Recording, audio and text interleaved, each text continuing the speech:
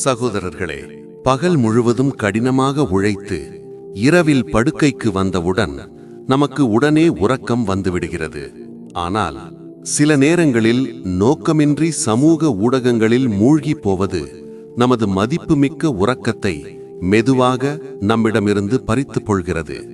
முஸ்லிம்களாகிய நாம் உறங்குவதற்கு முன் அல்லாவின் நாமத்தை அன்புடன் நினைவு கூற வேண்டும். குரானில் மிக சக்தி வாய்ந்த வசனமாகிய ஆயத்தில் குர்சியை உறங்குவதற்கு முன் ஓதினால் அல்லாஹ் ஒரு மலக்கை நமது பாதுகாப்பிற்காக அனுப்புகிறார். அந்த மலக் இரவு முழுவதும் கெட்ட கனவுகளிலிருந்தும் எல்லா தீமைகளிலிருந்தும் நம்மை காக்கிறார். அல்லாவின் பாதுகாப்பில் நமது உறக்கம் எவ்வளவு இனிமையானதாக இருக்கும். ஹஸ்ரத் அலி அவர்கள் கூறியது போல், குரானில் மிக முக்கியமான வசனம் ஆயத்துல் குர்சியே.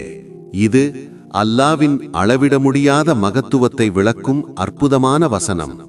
நபி முகமது அவர்கள் கூறினார்கள், ஒவ்வொரு கட்டாயத் தொழுகைக்கு பிறகும் ஆயத்துல் குர்சியை ஓதுபவருக்கு ஸ்வர்க்க பிரவேசம் உறுதி செய்யப்படுகிறது. இதனை காலையில் ஓதுபவர்கள் மாலை வரை, மாலையில் ஓதுபவர்கள் காலை வரை அல்லாவின் தெய்வீக பாதுகாப்பில் இருப்பார்கள்.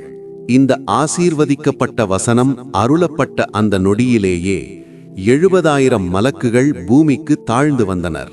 இதுவே இதன் மகத்துவம். மீராஜ் இரவில் நபி ஸல்லல்லாஹு அலைஹி வஸல்லம் அவர்களுக்கு 3 ஒளிகள் காட்டப்பட்டன. அதில் முதலாவது ஆயத்துல் குர்சியிலிருந்து வெளிப்பட்ட அந்த தெய்வீக ஒளியே.